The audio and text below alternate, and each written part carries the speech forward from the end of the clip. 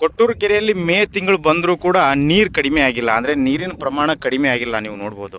ಯಾಕೆ ಈ ಮಾತು ಹೇಳ್ತಾ ಇದ್ದೀನಿ ಅಂತಂದರೆ, ಎಲ್ಲ ಜನಪ್ರತಿನಿಧಿಗಳಿಗೆ, ಸಂಬಂಧಪಟ್ಟ ಎಲ್ಲ ಅಧಿಕಾರಿಗಳಿಗೂ ಒಂದು ರಿಕ್ವೆಸ್ಟ್ ಏನು ಮಾಡ್ಕೊಳ್ಳೋದು ಅಂತಂದರೆ, ಕೊಟ್ಟೂರು ಕೆರೆಯನ್ನು ಪ್ರೇಕ್ಷಣೀಯ ಸ್ಥಳವನ್ನಾಗಿ ಮಾಡಿದರೆ ಬಹಳ ಅನುಕೂಲ ಆಗ್ತದೆ. ಆಮೇಲೆ ಕೊಟ್ಟೂರು ಕೆರೆಯಲ್ಲಿ ಬಹಳಷ್ಟು ಸ್ವಚ್ಛಂದವಾಗಿರುವಂಥ ವಾತಾವರಣ ಇರೋದರಿಂದ ಇಲ್ಲಿ ಮಧ್ಯಕ್ಕೆ ಗಿಡನೋ ಅಥವಾ ಆರ್ಟಿಫಿಷಿಯಲ್ ನೆಸ್ಟ್ ಮಾಡಲಿಕ್ಕೆ ಅಂಥದ್ದು ಏನಾದರೂ ಮಾಡಿದರೆ ಬಹಳಷ್ಟು ಪಕ್ಷಿಗಳು, ಅಂದರೆ ಮೈಗ್ರೇಟರಿ ಬರ್ಡ್ಸ್ ಬಂದುಬಿಟ್ಟು ಇಲ್ಲಿ ಇನ್ಗ್ರೇಷನ್ ಬರ್ಡ್ಸ್ ಇನ್ನೂ ಹೆಚ್ಚು ಬರಲಿಕ್ಕೆ ಅನುಕೂಲ ಮಾಡ್ಬೋದು.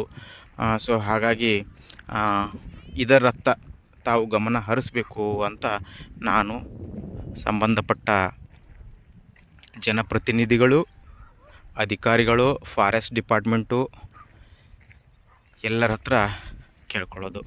ಸೊ ಹಾಗಾಗಿ ಆದಷ್ಟು ಬೇಗ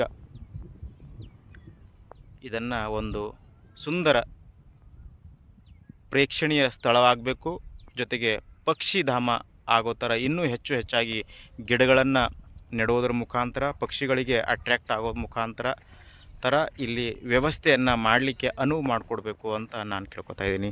ಥ್ಯಾಂಕ್ ಯು ವೆರಿ ಮಚ್.